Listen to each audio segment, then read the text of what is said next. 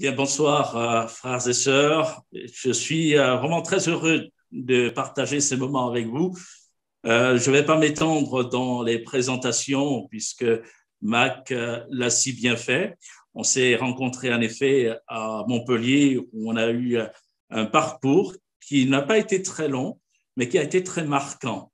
Et comme il l'a dit, cela est bien partagé. Hein. Nous avons nous aussi beaucoup d'affection à l'égard de Mac, Kelly et des enfants. En tout cas, on est très heureux de voir leur fidélité. Ils continuent le service du côté de grâce depuis quelques années maintenant. Et le Seigneur bénit leur ministère, et il bénit son œuvre. Et c'est vraiment édifiant et réjouissant.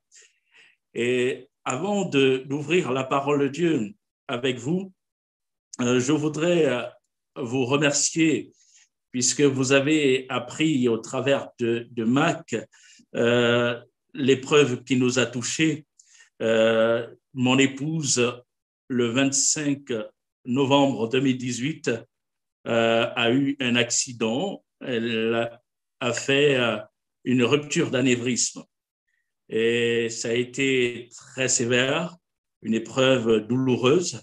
Je ne vais pas ici donner les détails, mais il faut savoir que lorsque nous nous sommes retrouvés, c'est-à-dire moi et un ami pasteur qui était à Beaune et quelques frères, lorsqu'on s'est retrouvés aux soins intensifs, la dame qui avait pris le relais des urgences et du SAMU m'annonçait que c'en était fini, hein, que le cerveau n'était plus irrigué, qu'on était en présence d'une mort cérébrale et qu'il fallait que je rentre à la maison et que je fasse venir les enfants euh, parce que il n'y avait plus grand-chose à espérer et que s'ils voulaient la revoir, c'était le moment.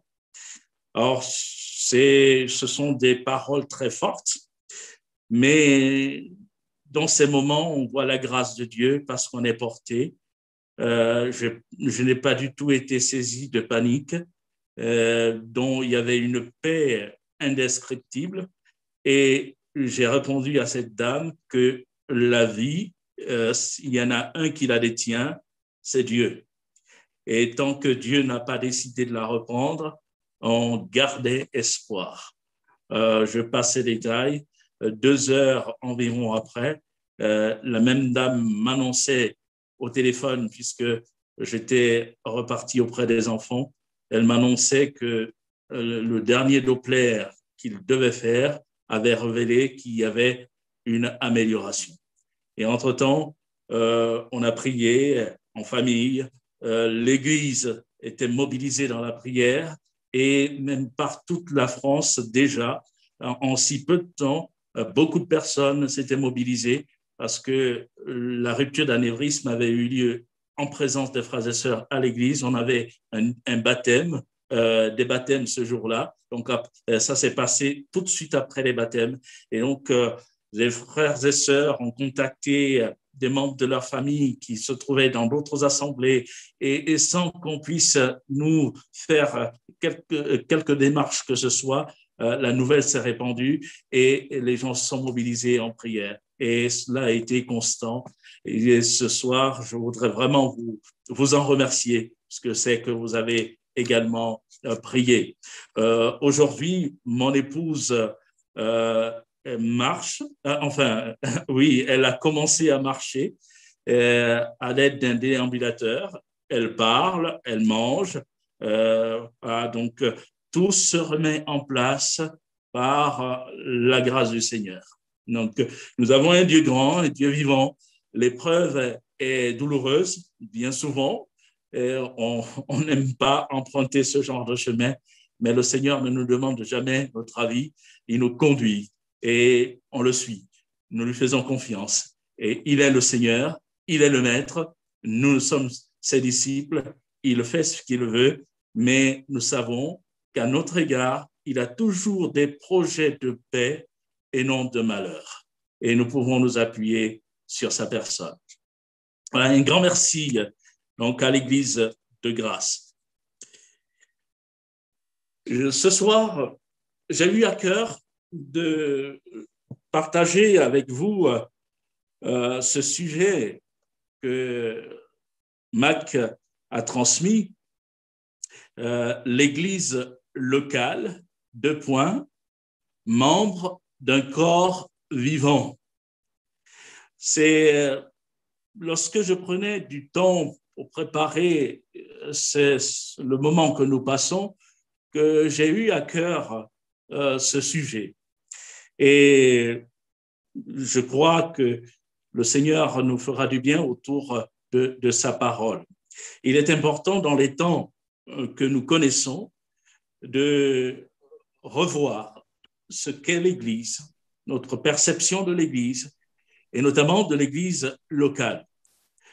Il est bien vrai que le sujet de l'Église est vaste et cela mériterait bien des réunions, des partages. Et il faut circonscrire le sujet. Donc, ce soir, je m'attarderai sur des aspects de l'Église locale. Néanmoins, il convient de rappeler ce qu'est l'Église. Tout de suite, on pourrait lire ce passage dans Matthieu chapitre 16, où Jésus évoque lui-même la réalité de l'Église. Matthieu chapitre 16, vous connaissez le contexte.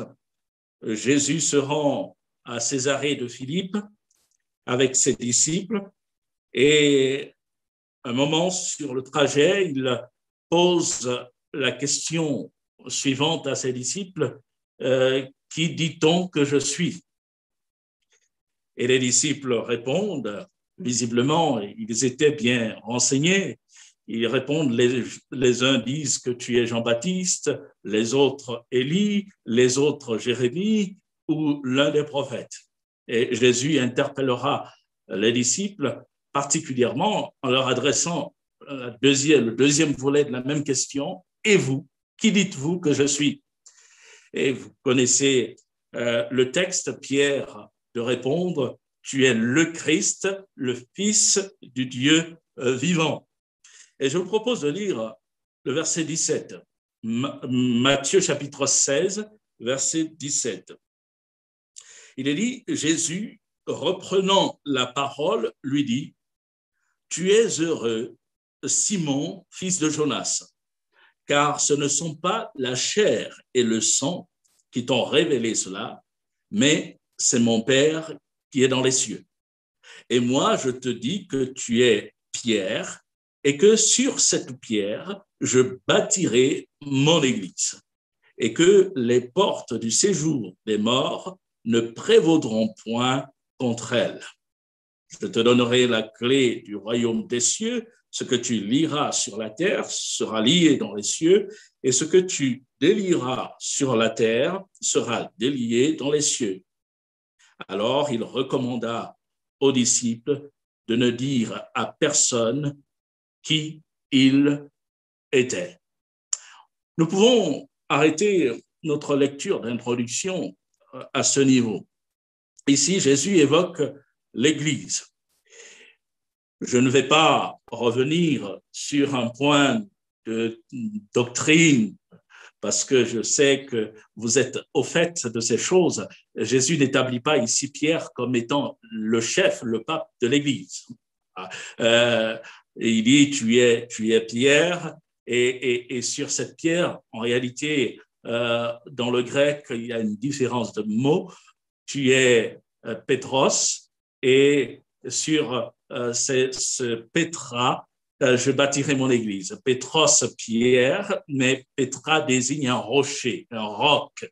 Et on pense même qu'au moment où Jésus parle à Pierre, en lui disant « tu es Pierre », il désigne Pierre, mais quand il en vient à parler du rocher ou du roc, et il se désigne lui-même.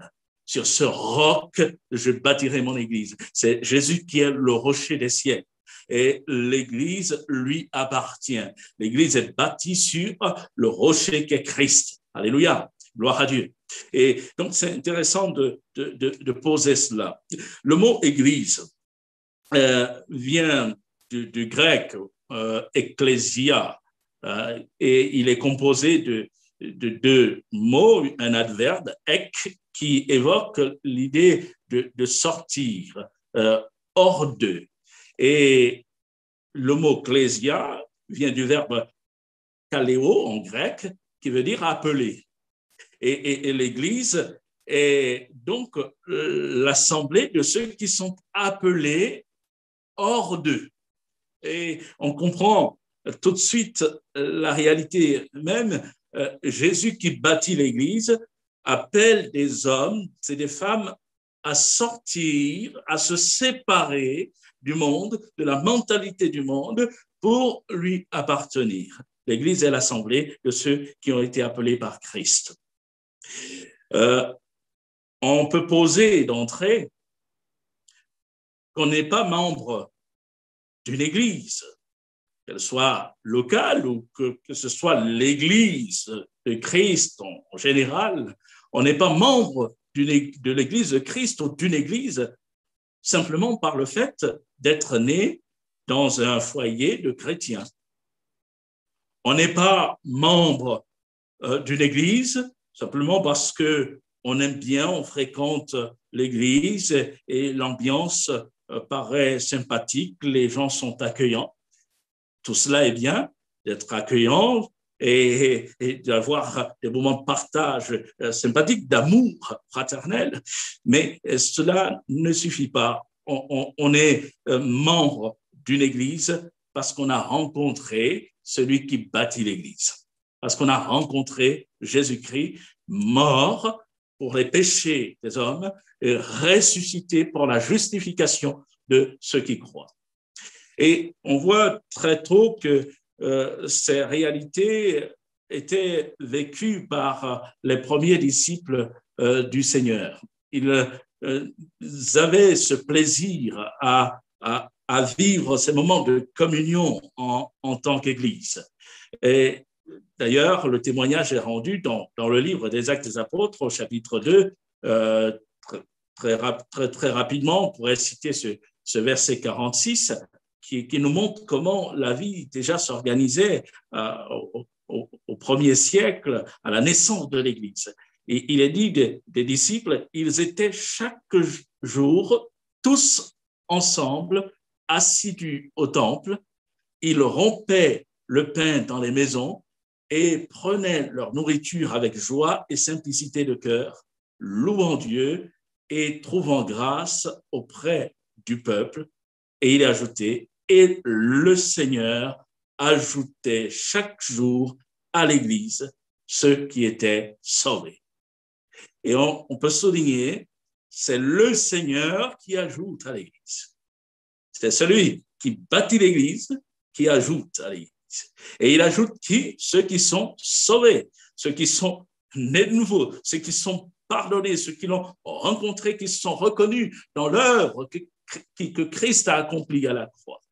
Et on peut dire donc que l'Église est composée de gens sauvés, des gens qui appartiennent véritablement à Christ, sauvés par la foi.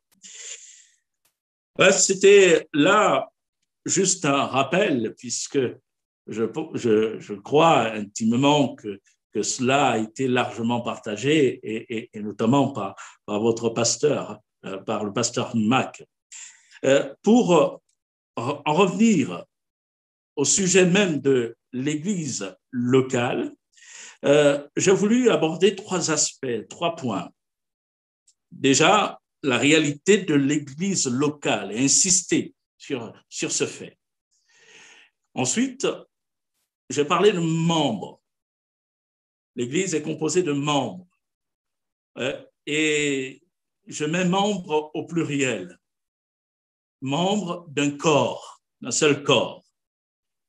Et à la fin, j'ai précisé que ce corps n'est pas mort, ce corps, il est vivant. Dieu le veut vivant. Et pourquoi insistait-on sur l'Église locale? je disais que dans les temps où nous sommes, il est important de revenir et de repréciser cette réalité. Pourquoi? Parce que on relève bien des idées qui circulent et qui tendent à vouloir mettre à mal la conviction des frères et sœurs, des membres des églises à la réalité du rassemblement local.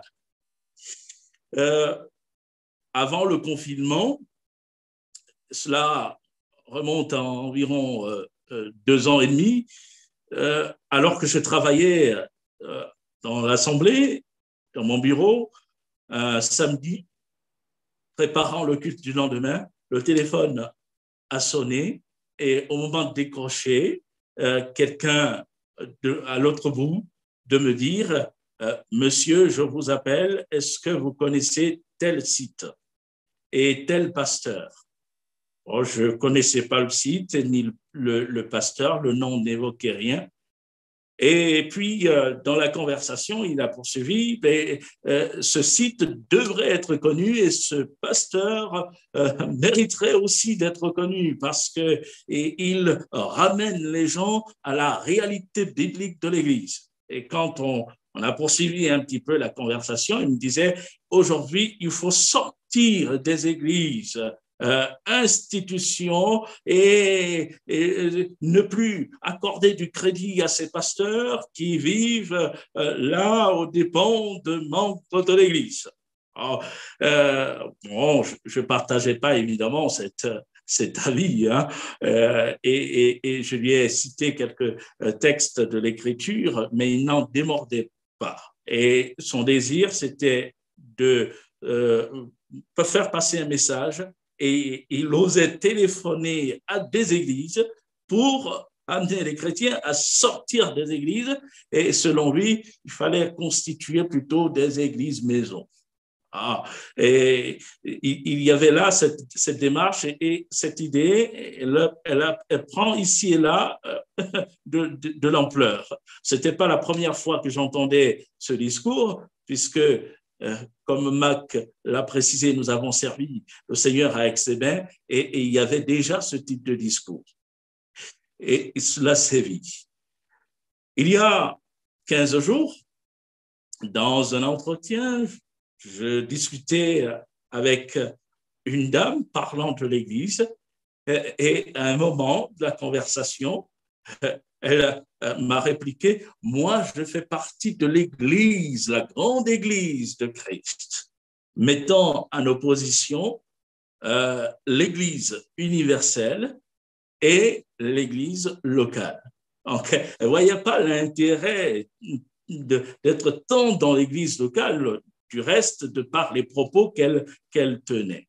Et je lui expliquais que dans la pensée du Seigneur, il n'est pas envisageable de concevoir l'Église universelle sans l'Église locale. Et un autre point, un autre fait, pour étayer mon propos, on a connu cette période depuis 1 an maintenant de confinement où, à cause des circonstances, nous avons été privés de rencontres, de réunions en présentiel du reste. Et le climat a été aussi favorable à d'autres conceptions de l'Église. Je n'ai jamais autant entendu parler d'Église virtuelle que dans cette période. Et on voit qu'il y a bien des choses qui se mettent en place et les messages ont été véhiculés. Restez chez vous. L'Église vient à vous. Vous n'avez pas besoin de vous rassembler dans un lieu, dans un local. Et ce genre d'idées parcourt, fait leur chemin, fait son chemin. Et il est intéressant, il est important de revoir que on ne peut pas se passer de l'Église locale, des rassemblements dans un lieu, car le Seigneur l'a voulu ainsi. La réalité de l'Église locale est voulue par Dieu et elle est suscitée même par le Seigneur. Dans l'évangile de Matthieu, Au chapitre 18, verset 15, Jésus dit à ses disciples ceci: si ton frère a péché, va, reprends-le entre toi et lui seul. S'il t'écoute, tu as gagné ton frère. Mais s'il ne t'écoute pas, prends avec toi une ou deux personnes afin que l'affaire se règle sur la déclaration de 2 ou de 3 témoins. S'il refuse de les écouter, dis-le à l'Église. Et s'il refuse d'écouter l'Église, qu'il soit à tes yeux comme un païen et un publicain. Alors, c'est intéressant de souligner ce que le Seigneur dit, tient comme propos ici, et je ne m'arrête qu'à la réalité de l'Église. Il dit, s'il refuse de les écouter, donc les témoins qui sont là pour régler l'affaire, il dit, dis-le à l'Église. À votre avis, de quelle Église le Seigneur parle-t-il? Parle-t-il de l'Église universelle qui réunit l'ensemble des disciples de Christ depuis la naissance de l'Église et par toute la terre, ou parle-t-il de l'Église locale? Dis-le à l'Église, pour régler une affaire, on ne va pas faire le tour de la planète et réunir tous ceux qui croient en Christ par toute la terre. Pour régler une affaire locale, on va s'adresser aux membres de l'Assemblée locale. Et quand Christ dit-le à l'Église, il établit ici le fait, la réalité de l'Église locale. Et cela nous montre justement l'importance de l'Église locale. C'est Jésus lui-même qui a voulu que les choses en soient ainsi. Et nous avons besoin de persévérer dans la vie de l'Église et de notre Église locale. C'est ce que les premiers disciples ont vécu. Actes chapitre 2, verset 42, j'affectionne particulièrement ce passage parce qu'il nous montre les bases d'une marche chrétienne, d'une vie chrétienne normale. Et il est dit, il persévérait. Donc c'était après la prédication de Pierre, le jour de la Pentecôte. Pierre a prêché Christ, mort, ressuscité, qui a répandu le Saint-Esprit sur ses disciples et la foule a été touchée, il a le cœur vivement touché et il pose la question à Pierre, homme frère, et aux autres apôtres, homme frère, que ferons-nous? Pierre de leur dire, repentez-vous et que chacun de vous soit baptisé au nom de Jésus-Christ pour le pardon de vos péchés et vous recevrez le don du Saint-Esprit. Vous connaissez le texte. Il est dit, ceux qui reçurent, et dans Ésaïe 55, il est ajouté de bon cœur. Ceux qui reçurent de sa parole de bon cœur furent baptisés et le nombre de disciples s'augmenta de environ 3000 âmes ce jour-là. Et il est ajouté, il persévérait dans l'enseignement des apôtres, dans la communion fraternelle, dans la fraction du pain et dans les prières. Souvent, je m'appuie sur ce passage lorsque je fais l'instruction au baptême pour montrer aux frères et sœurs qui veulent s'engager dans les eaux du baptême la nécessité de la vie d'église et de l'attachement à l'église locale. Et quand je leur parle, bien souvent, il y a des personnes qui découvrent, qui ne sont pas nées dans des foyers chrétiens, et les images parlent et peuvent amener les personnes à saisir les réalités. Et je prends l'image d'une chaise.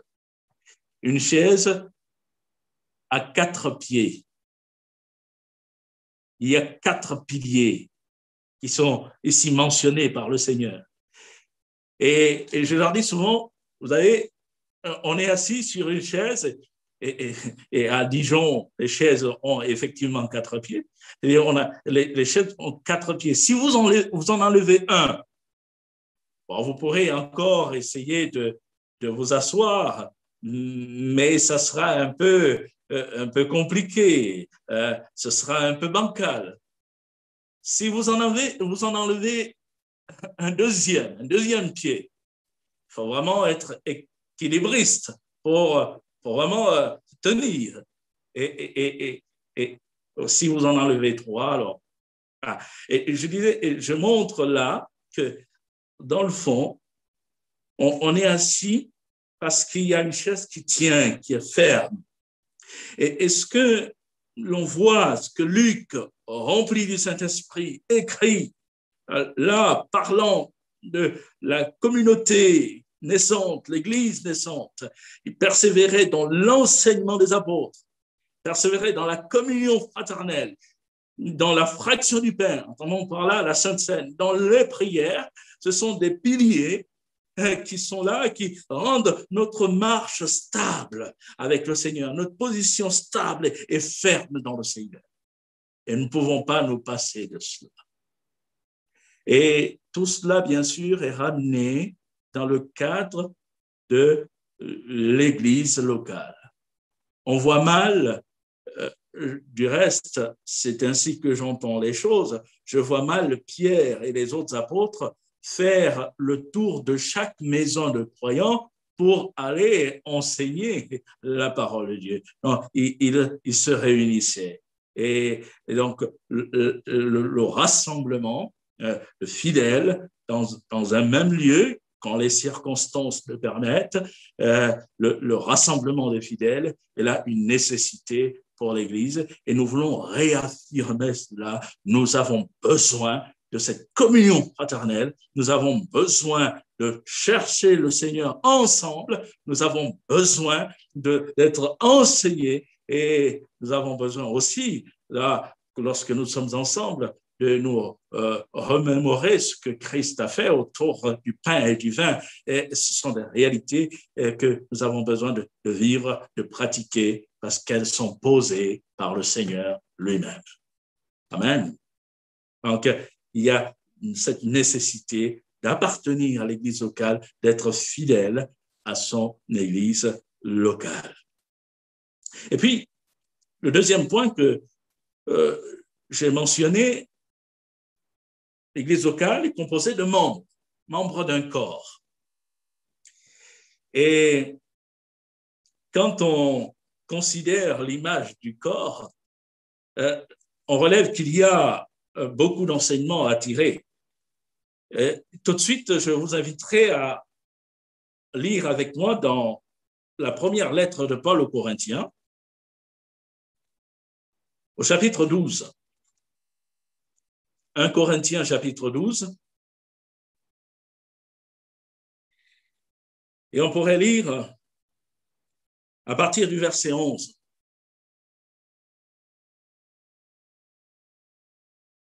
L'apôtre Paul dit ceci: un seul et même esprit opère toutes ces choses, les distribuant à chacun en particulier comme il veut. Car, comme le corps est un et a plusieurs membres, et comme tous les membres du corps, malgré leur nombre, ne forment qu'un seul corps, ainsi en est-il de Christ. Nous avons tous, en effet, été baptisés dans un seul esprit pour former un seul corps, soit juif, soit grec, soit esclave, soit libre, et nous avons tous été abreuvés d'un seul esprit. Ainsi, le corps n'est pas un seul membre, mais il est formé de plusieurs membres.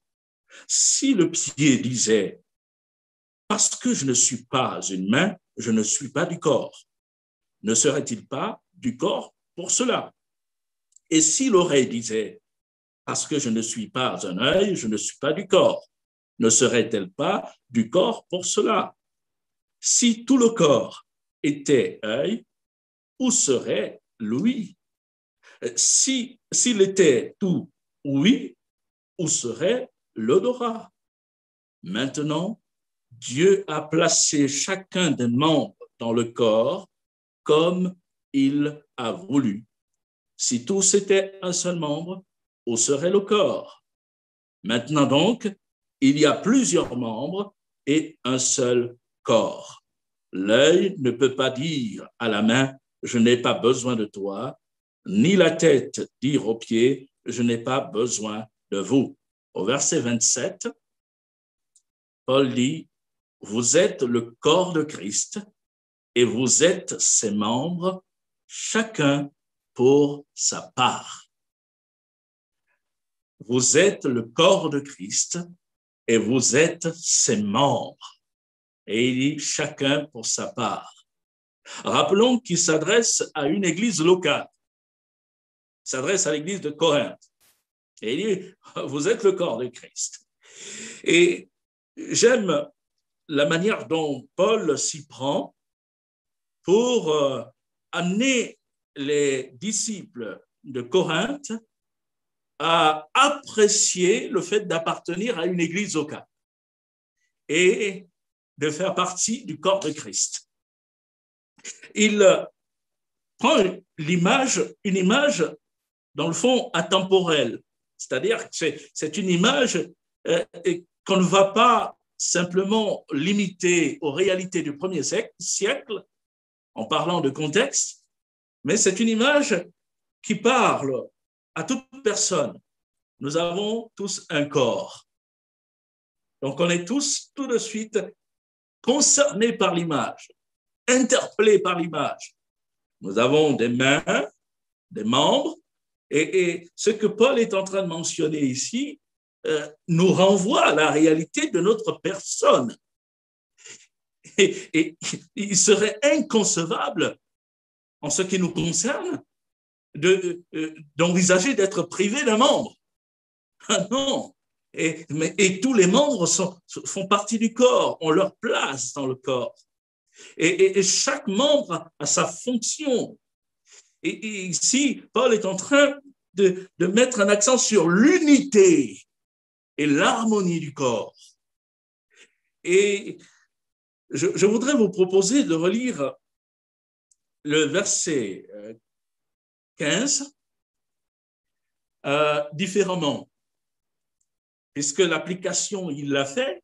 Donc, le corps renvoie à l'Église, les membres du corps renvoient aux disciples qui font partie de l'Église. Et je vous propose de lire le verset 15 et une partie de la suite en mettant des noms de personnes susceptibles d'appartenir à une église. Et à la place du corps, mettre le mot église. Alors, comme je ne connais pas grand monde personnellement, j'ai un peu plus de liberté de citer des noms. Alors, ne vous offusquez pas si je citais le nom de quelqu'un en réalité qui fait partie de l'Église de grâce. Hein? Alors, je me garderai de citer le nom de Marc et de Kelly pour qu'ils ne s'offusquent pas. Voilà. Mais il m'est arrivé de relire ce texte en me disant, mais tiens, il me parle, il me concerne. Et j'ai relu en disant ceci, verset 15, si Charlène disait, parce que je ne suis pas Olivier, je ne suis pas de l'Église, ne serait-elle pas de l'Église pour cela? Et si Landry disait, parce que je ne suis pas Christelle, je ne suis pas de l'Église, ne serait-il pas de l'Église pour cela? Si tout le corps était Christelle, où serait Landry? Et si tout était Landry, où serait Alexandre? Alors, je ne sais pas si vous relevez la subtilité de Paul et le tact qu'il a d'amener les choses. Et c'est notamment la question qu'il pose au verset 17. Si tout le corps était œil, où serait l'ouïe?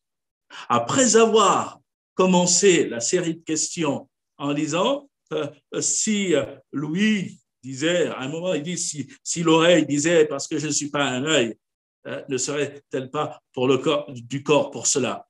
Et je me suis dit, dans sa démarche, en parlant de l'ouïe et de l'œil, il en vient à interpeller ceux qui pourraient se mettre en marge de l'Église locale d'eux-mêmes ou qui pourraient juger qu'un tel ou un tel ne mériterait pas d'être à l'Église, de faire partie de l'Église.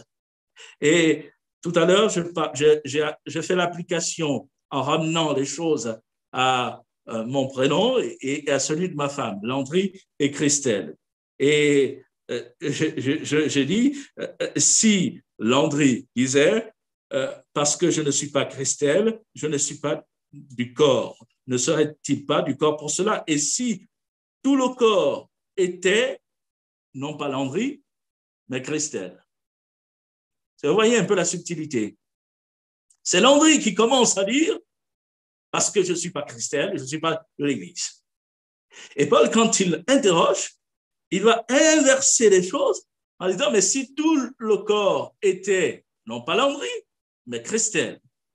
Donc, dans le jeu de mots, il amène Landry à réaliser qu'il pourrait ne pas faire partie du corps de l'Église, pourrait en être exclu, que Landry mesure la grâce que le Seigneur lui fait de faire partie de cette Église, de ce corps. Et c'est là une grâce, bien-aimés, que nous devons tous se mesurer. Dans une Église, et là je ramène les choses à leur contexte local, dans une Église comme celle de Corinthe, où il y avait des tensions, des réactions charnelles, des divisions, des partis pris, où certains pouvaient dire « Oh, moi, je suis de Paul, moi, je suis d'Apollos, moi, je suis de Céphas, et d'autres même, moi, je suis de Christ. » Paul va ramener les choses à l'ordre et montrer qu'en fait, on fait partie, ces croyants de Corinthe faisaient partie d'un même corps et que Christ, la tête, leur a fait la grâce de faire partie de ce corps. Et comme je disais tout à l'heure, l'image nous parle au-delà de la réalité de l'Église de Corinthe, elle s'adresse à l'Église de Christ et à toutes les églises locales. Et nous voulons, par le message que Paul adresse à l'Église de Corinthe, nous voulons nous aussi, chacun pour notre part, mesurer la grâce que nous avons de faire partie de l'Église où le Seigneur nous a placés, l'Église dans laquelle nous pouvons le servir. Et je reviens à ce que je disais tout à l'heure, à l'heure du numérique, du Zoom, à l'heure où bien des théories circulent pour mettre à mal la réalité de la communion fraternelle dans un rassemblement local, nous voulons réaffirmer ces choses et ne pas nous mettre en marge de l'Église. Alors, je ne suis pas contre les nouvelles technologies, le digital et tout cela. La preuve, c'est que Dieu, accordant la sagesse aux hommes, nous permet de jouir de cela. Aujourd'hui, je suis au milieu de vous, partageant le message, la parole de Dieu, donc ça a son utilité. Mais rien ne pourra remplacer l'Église, la réalité du rassemblement de membres d'une Église locale à se retrouver ensemble autour de la personne du Seigneur. Que le Seigneur nous bénisse, que le Seigneur vous bénisse aussi, bien-aimés, dans le fait de servir encore le Seigneur ensemble dans la communion, dans l'unité. Et que par son esprit, cette unité soit encore renforcée et que nous puissions apprécier de servir le Seigneur, chacun à sa place, chacun là où le Seigneur nous a placés, dans la fonction que le Seigneur nous donne d'accomplir pour la gloire de son nom. Amen. Béni soit Dieu. Et puis, il y a le troisième point que je voulais évoquer. Je disais que l'Église est un corps vivant. Pas un corps mort, mais un corps vivant. Celui qui en est la tête vit, Christ vit. Il a connu la mort, mais la mort n'a pas pu le retenir. Celui que nous servons vit au siècle des siècles. Et les membres de son corps sont aussi là, participants de cette vie de Christ. Et nous voulons que la vie de Christ se répande.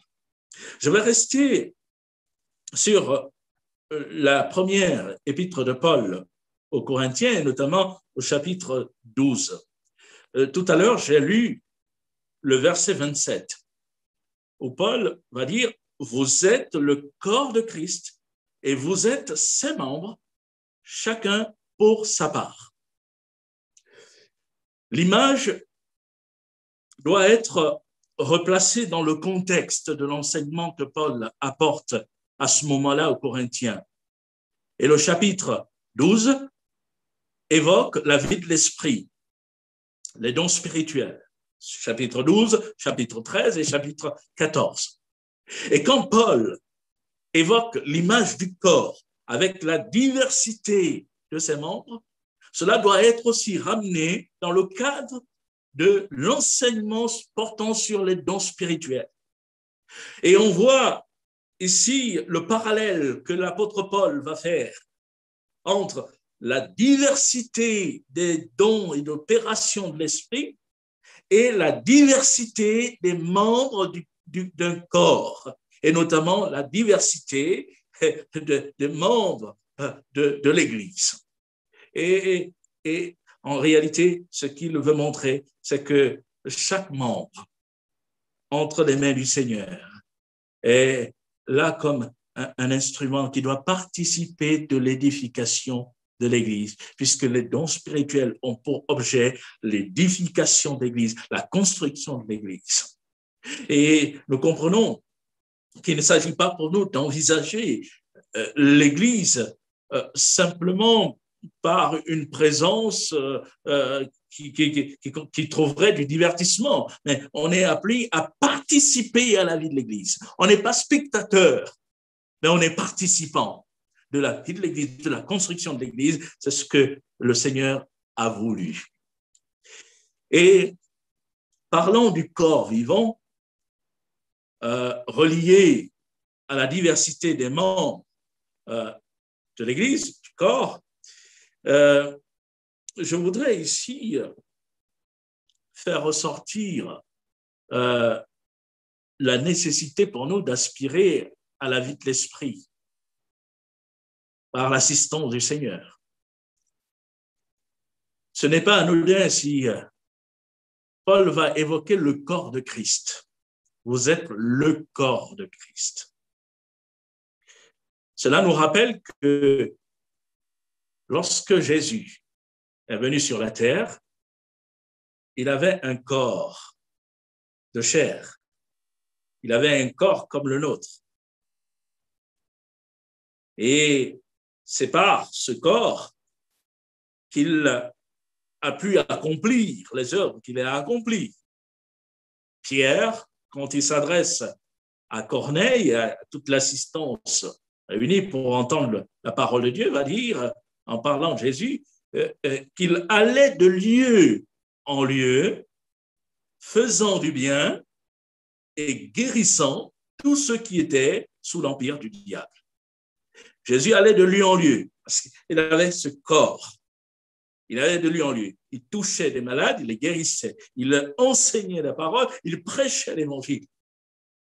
Après sa mort et sa résurrection, une quarantaine de jours plus tard, il est reparti dans la gloire céleste. Aujourd'hui, on ne va plus voir Jésus physiquement sur la terre. Et pourtant, l'apôtre Paul est en train de dire aux membres de l'église locale de Corinthe, vous êtes le corps de Christ. Christ ne peut pas être vu physiquement. Il ne va plus vivre sur la terre physiquement. On sait qu'il va revenir en gloire et en puissance et il régnera pendant 1000 ans. Mais pour l'heure, Christ n'est pas là physiquement sur la terre.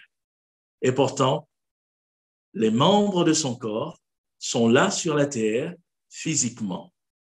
Autrement dit, ce que nous voulons comprendre, c'est que par l'assistance du Saint-Esprit, par les opérations des dons de l'Esprit, les membres du corps de Christ que nous sommes sont invités, appelés à accomplir encore les œuvres que Christ lui-même a accomplies quand il était sur la terre. C'est-à-dire que le témoignage de l'Évangile doit être proclamé. Le message appelant à la repentance que Jésus a prêché doit être prêché encore par les membres de l'Église que nous sommes. Les miracles, les opérations, les dons spirituels doivent être exercés. C'est à cela que le Seigneur a appelé l'Église. Et c'est à cela qu'il appelle l'Église locale. Et parce que l'esprit de vie, l'esprit qui a ressuscité Christ d'entre les morts est en nous, la vie de Christ est notre partage. Et nous pouvons ainsi manifester encore la gloire du Seigneur et voir le témoignage de Jésus-Christ toucher bien les cœurs, appeler des âmes à la repentance, à la vie et au salut, et aussi voir l'Église s'édifier, se construire, afin que la gloire revienne au Seigneur. Alors je prie pour l'Église dans laquelle le Seigneur m'a placé, mais ce soir, je vais aussi prier pour vous, frères et sœurs, pour l'Église de grâce, afin que l'action du Saint-Esprit puisse encore vous fortifier, vous encourager, et que chacun réalise que sa place est dans l'Église locale, et qu'en étant dans l'Église, il est uni aux autres membres, aux frères et sœurs, et que de ce fait, nous puissions prendre soin les uns des autres et aspirer à voir encore la gloire de Christ se révéler et que le Seigneur soit ainsi élevé, béni. Amen. Que le Seigneur vous bénisse. Je vais prendre le temps de prier. Je veux bien prier pour vous. Nous voulons te remercier, Seigneur, pour ta grâce. Merci pour ta parole de vie, et merci pour la réalité de l'Église dans laquelle tu nous as placés. Merci pour les églises locales. Et ce soir, je te remercie pour l'Église de grâce, parce que s'il y a une œuvre dans cette ville, c'est par l'effet de ton intervention, de ta parole qui a été prêchée, de l'action du Saint-Esprit qui a appelé des bien-aimés à te connaître, à, Seigneur, faire partie de ce corps que tu es toi-même, Seigneur, et ainsi de servir et te glorifier par la construction de ton œuvre. Je te prie de bénir ces bien-aimés, Seigneur, de bénir chaque maison, chaque foyer. Tu connais l'objet des prières des uns et des autres. Je te prie vraiment de nous révéler encore ta bonté. Je te prie que cette Église soit unie, que le Saint-Esprit puisse unir les membres les uns aux autres, afin que le corps puisse, d'une manière harmonieuse, Seigneur, s'édifier et aussi servir à la gloire de ton nom.